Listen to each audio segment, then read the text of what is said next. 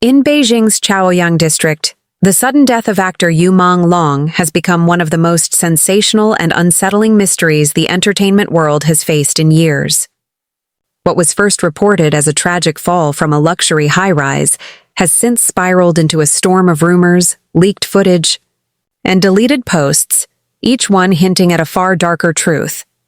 The incident has drawn intense public attention, sparking outrage, speculation, and heated debate. Yet, weeks later, the authorities have not released an official conclusion, leaving the public to piece together fragments of information. A night of excess, according to leaked details, Menglong attended a private party on September 11th, hosted by longtime acquaintance and screenwriter Xiao in his lavish duplex apartment. Building records confirmed 17 attendees, and a supposed receipt revealed shocking quantities of alcohol consumed that night. 10 bottles of hard liquor, including 2 bottles of 96% Polish vodka, 3 bottles of whiskey, 24 beers, and 4 bottles of fine red wine, among them a rare Lafite 1982, gifted by a wealthy patron. Witnesses later claimed Yu was pressured to drink far beyond his limit. By midnight, he could barely stand. The following morning, a janitor described the scene. The stench of alcohol, vomit-stained furniture, and trash bins overflowing with bottles and tissues.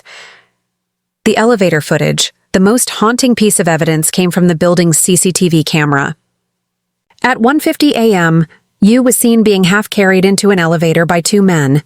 His face looked ghostly pale, his legs buckled, and he muttered weakly, "I can't anymore. No more drinking."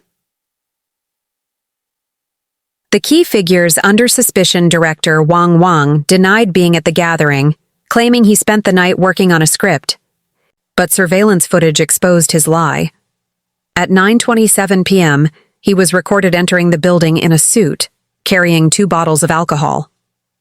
At 2:30 a.m., cameras showed him rushing out, colliding with a janitor's cart.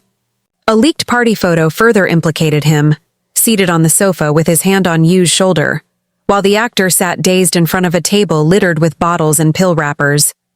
After the revelations, Wang deleted his statement, switched off his phone, and vanished from public view. Screenwriter Xiao, the host. Just 3 days after the tragedy, Xiao abruptly abandoned his apartment. Neighbors recalled 4 men in black hauling sealed boxes into an unmarked SUV around 4:00 a.m. Xiao himself appeared unsettled, constantly checking his phone before leaving. His signal was last traced to a remote town in Hebei province, after which he disappeared entirely. Manager Liu Yu's own manager, Liu, has faced the harshest scrutiny. Phone logs allegedly show he received 3 calls from an untraceable number in the hour before Yu collapsed. During one call, witnesses overheard him saying, "It's almost done. Just a little longer."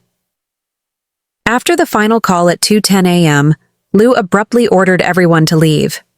The mysterious number was deactivated immediately afterward, a mother's cry for justice.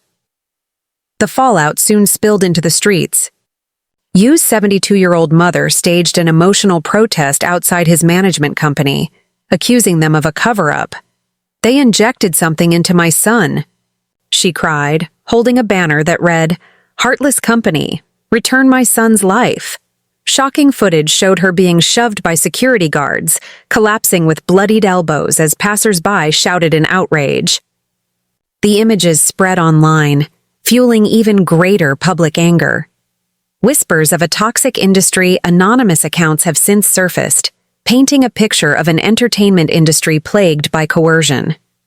One former trainee claimed the agency had a long history of forcing artists to drink at industry banquets, with those who refused punished through fewer opportunities.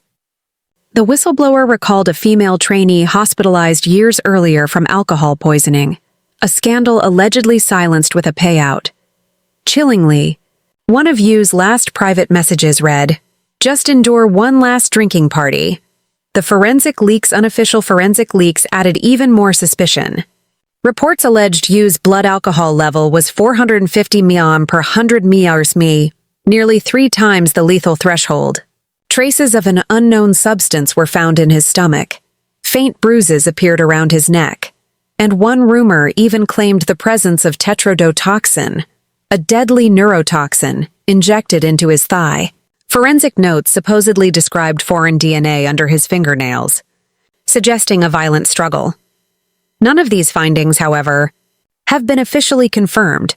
The investigation authorities have confirmed that a formal criminal case has been opened. At least 8 individuals from the gathering have been questioned, and all surveillance footage has been seized. Yet no official report has been released. Until it is, the public clings to rumors, leaked fragments, and deleted posts that vanish as quickly as they appear. A nation in mourning Menglong's death has transcended the industry to become a cultural storm.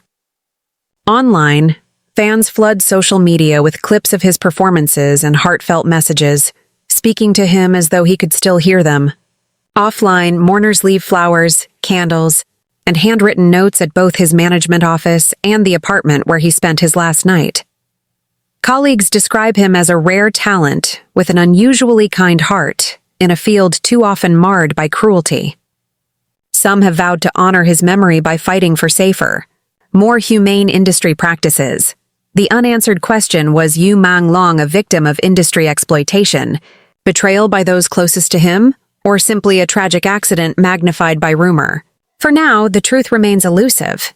The case is still under investigation, and until the authorities issue their findings, everything else remains speculation. What is certain is that Yu's passing has left behind not just grief, but a collective demand for justice. His story has become a symbol of something far larger, a reckoning for an industry long shrouded in shadows.